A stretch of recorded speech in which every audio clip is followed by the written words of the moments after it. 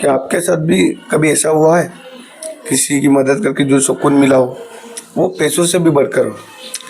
दोस्तों, मेरे पास एक परिवार आया जिनके पास एक भी डॉक्यूमेंट नहीं था। यहाँ तक कि उसके पास जो अपनी समग्र परिवार आईडी होती है वो भी नहीं थी। उन्हें समझ में नहीं आ रहा था कि कहाँ जाए और क्या करे। बहुत परेशान थे वो। किसी ने उन्हें मेरे बारे में बताया, मेरी दुकान के बारे में बताया कि आप वहाँ पे जाओ, आपकी समस्या का हल वहाँ पे आपको मिल जाएगा। दोस्तों, वो कस्टमर ने मेरी दुकान पे विज़िट करा और उसने उसकी सारी मुझे समस्या बताई कि सर, मेरी आर्थिक स्थिति इतनी ख़राब हो गई थी कि यहाँ तक कि मेरे डॉक्यूमेंट थे वो भी मेरे पास नहीं बना सका, और जो थोड़े बहुत डॉक्यूमेंट थे वो कहीं मैं ट्रैवल के दौरान जा रहा था तो कहीं गुम हो गए, और ऊपर से उनकी वाइफ को कैंसर जैसी महामारी बीमारी हो गई। अब ऐसे वक्त में उन्हें के पास पैसा भी नहीं था कि उनका आयुष्मान कार्ड बनाना है, और आयुष्मान कार्ड से ही उनका जो इलाज है वो हो सकता था बड़ौदा में। तो वो मेरे पास आए, वो बोले कि सर, आप मेरे सारे डॉक्यूमेंट बना दो। मैंने उनसे कहा, सर, आपके डॉक्यूमेंट बनाने की मैं कोशिश कर सकता हूँ और मेरी जितनी भी मेहनत है उसमें सारी लगा दूँगा आपके लिए। आपकी जो भी काम आपका नहीं हो रहा वो काम मैं करने की पूरी कोशिश करूँगा। वो कस्टमर को मेरी बात समझ में आई और उन्होंने मुझसे कहा, सर, जहाँ पे पैसा लग रहा है वहाँ पे आप लगा दो, आप जब भी बोलोगे हम आपको पेमेंट फ़ोन पे कर देंगे।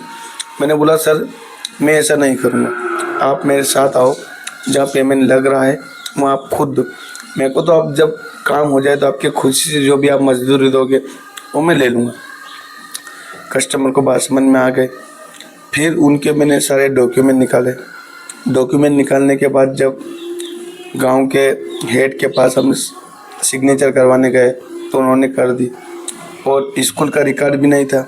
अब लड़कियां थे, स्कूल तो गई नहीं, तो उनका रिकॉर्ड भी बनाना था। स्कूल में गए तो उन्होंने सर ने बोल दिया, मेरे पास कोई रिकॉर्ड नहीं है। मैंने बोला, सर, आप थोड़ा बहुत पेमेंट ले लो और कस्टमर का काम कर दो। तो सर बोले, नहीं, हम ऐसा नहीं करेंगे।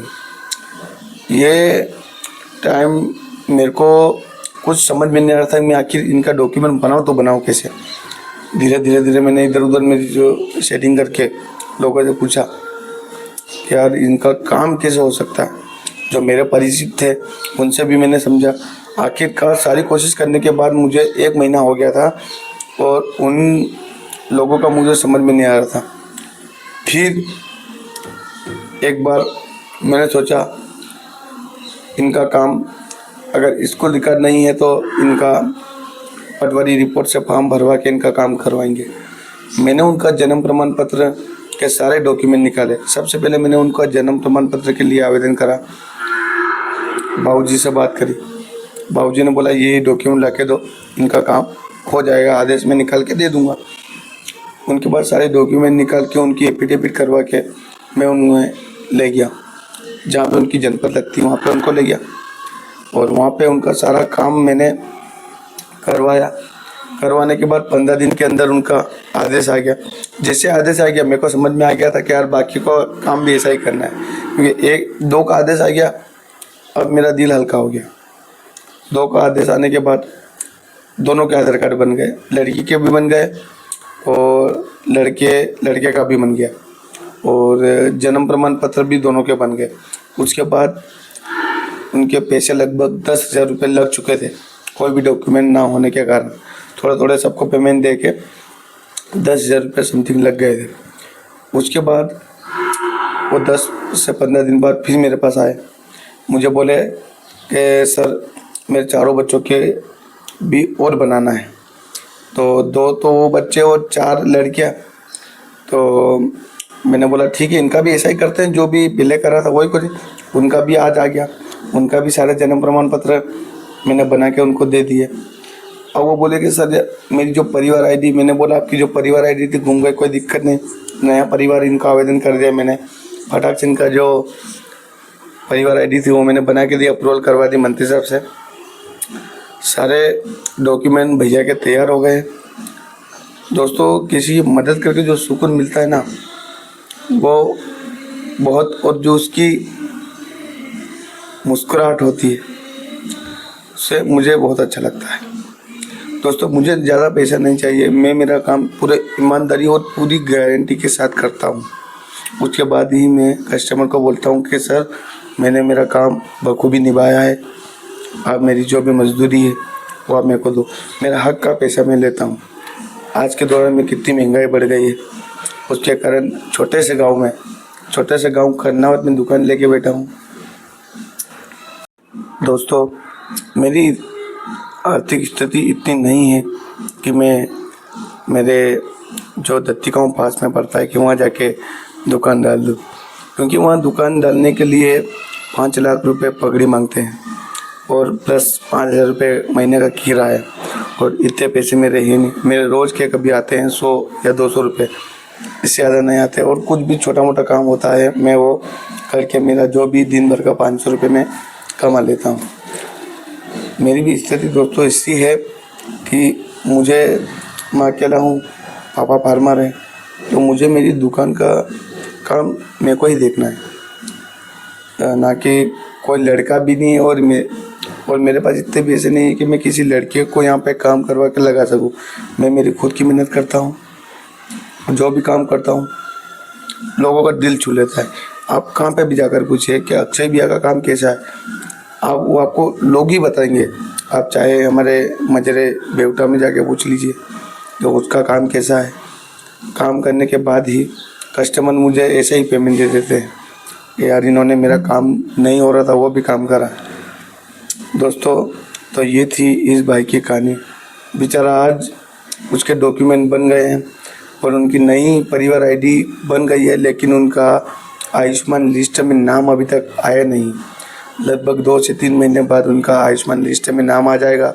उसके बाद उनका आयुष्मान कार्ड भी बना के दे देंगे। मेरे पास दोस्तों लगभग माचिलिया से भी कस्टमर आते हैं, जाति प्रमाण पत्र, मूल निवासी, जो भी ऑनलाइन का काम जो मेरे हाथ में है और जो पॉसिबल है वो तो काम मैं भले कहाँ से भी करवा के कस्टमर को दूंगा, चाहे उसके लिए मेरी पूरी मेहनत क्यों लगे, चाहे जेब से मेरा पैसा लगे, पर कस्टमर को जो खुशी मिलती है काम हो जाने के बाद, उसे मुझे अच्छा लगता है। मेरा ऐसा मानना है दोस्तों, अगर मैं एक कस्टमर का काम अगर अच्छा करूँगा तो आगे वही कस्टमर 2-3 जने को और लेके आएगा।